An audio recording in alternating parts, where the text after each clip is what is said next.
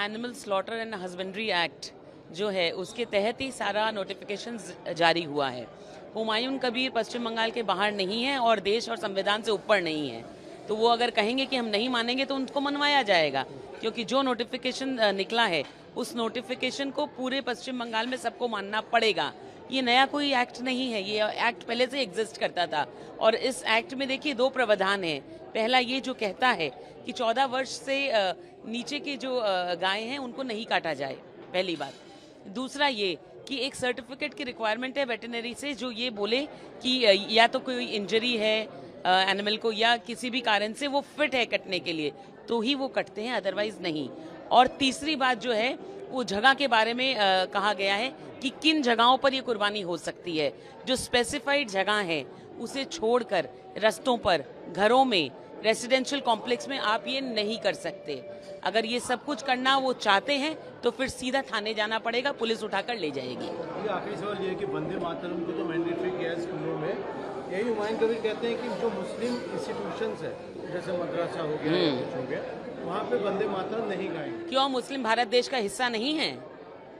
अगर मुसलमान नेशनलिस्ट है तो वंदे मातरम और जनगण बोलने में क्या उनको तकलीफ है?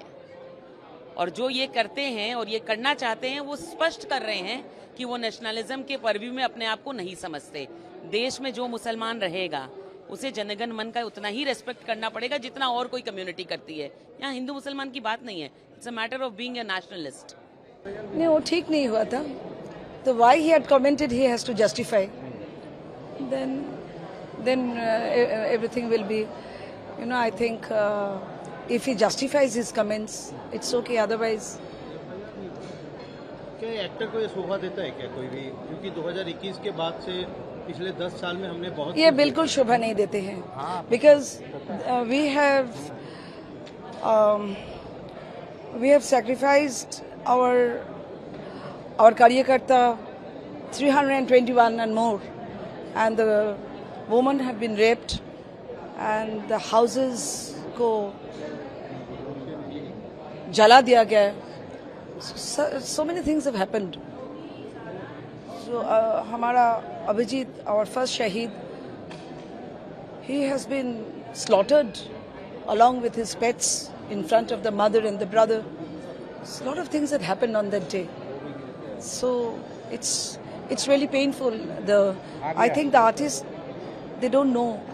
देखिए ऐसा है ना, इसका नाम है बकरी ईद, लेकिन ये जो काउ स्लॉटिंग का मामला है ना, ये चिढ़ाने का काम है। और देश में कानून बने हुए हैं, कई बार कई हाई कोर्ट्स ने, सुप्रीम कोर्ट ने इसके ऊपर कड़ी से कड़ी प्रतिक्रिया जारी की है, ऑब्जर्वेशन है, स्ट्रिक्चर्स है, ऑर्डर्स भी हैं। लेकिन इस देश के वोट बैंक अपीजमेंट पॉलिटिक्स ने इस चीज को बार बार बढ़ावा दिया। जब सरकार के पास विल पावर होती है तो ऐसे चीजों को रोका जा सकता है, और हमारी सरकार बनने के साथ साथ जो देश का कानून है उसी को इम्प्लीमेंट करने का काम किया है। मुझे आशा नहीं, पूरा विश्वास है कि कानून अपना काम करेगा। दूसरी बात है कि हुमायूं कबीर कह रही है कि अगर सरकार ये कहे कि मुसलमानों को बीफ नहीं खाना चाहिए, हम ये मानेंगे, पर कुर्बानी में काउ स्लॉटरिंग नहीं मानेंगे। ये हमारा प्रथा है, 1400 साल पुराना से होती आ रही है। देखिए, बंगाल में मुसलमान कहाँ से आए? मामला विवादित हो जाएगा। अरब से मुसलमान तो बंगाल में आए नहीं, ये सब डर के मुसलमान, इनके बाप दादा डर के मारे मुसलमान बन गए और ये इस्लाम पढ़ा रहे हैं। तो भाई इनको जाके अरब के देशों में देखना चाहिए, वहाँ ऊँट क्यों काटते हैं? अरब वाले ऊँट काट रहे हैं, इनको गाय काटना है। एक्चुअली ये प्रोवोकेटिव लोग हैं, इनको राजनीति करना है, इनको हर चीज में धार्मिक उन्माद फैलाना है।